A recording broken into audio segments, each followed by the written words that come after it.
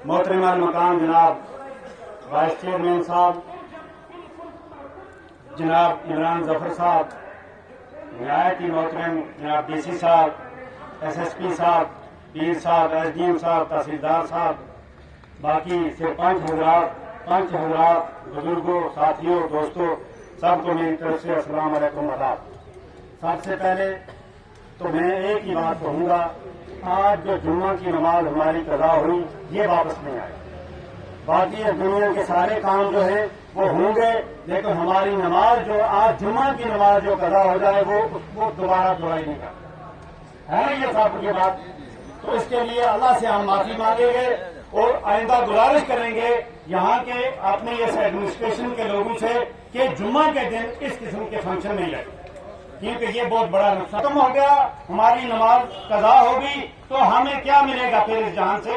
ये जहान है जो इसी तरह आगे भी गुजरता गया, चलता रहेगा, लेकिन आखिरत खराब होने के लिए हम तैयार नहीं है। अल्लाह ताला हमारी आखिरत ठीक करे और अल्लाह ताला आज की नमाज भी कज़ा की हमको माफी दे।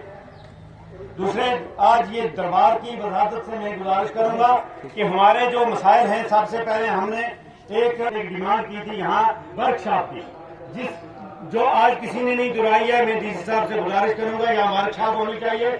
यहाँ के जो पानी का मसला जो है, ये वर्कशॉप ना होने की वजह से यहाँ हमारा पानी का मसला है।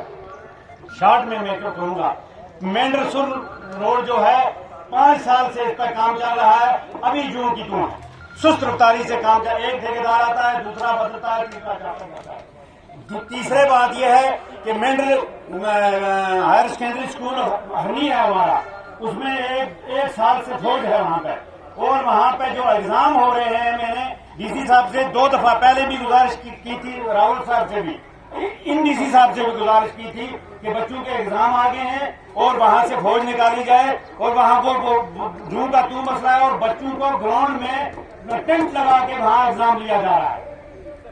इससे बड़ी नाइंसाफी कौन होगी। तीसरी बात ये कि ये जो सिलेंडर ये हुआ है हमारा यहाँ मेंढर का, ये पैसा सिलेंडर ये हुआ है लेफ्ट, ये बहुत बड़ा नुकसान हुआ है हमारे लोगों का, गरीब लोगों का नुकसान हुआ है। इसको रेगुलेटेड किया जाए DC साहब, ये पैसा जो यहाँ ये लेफ्ट हुआ है तो ये कोई बड़ी बात नहीं है। और इन्हें अपनी पंचायत यहाँ की 2 आदमी खड़े हो गए गाड़ी के आगे, कहा DC साहब की गाड़ी जाएगी अंदर, तब आपकी गाड़ी अंदर जाएगी। आधा घंटा मेरा जो मैं लेट आया वो यहाँ मुझे रोका रखा। बात LG साहब से लिखी हुई आती क्या है और हमारी कीमत क्या है।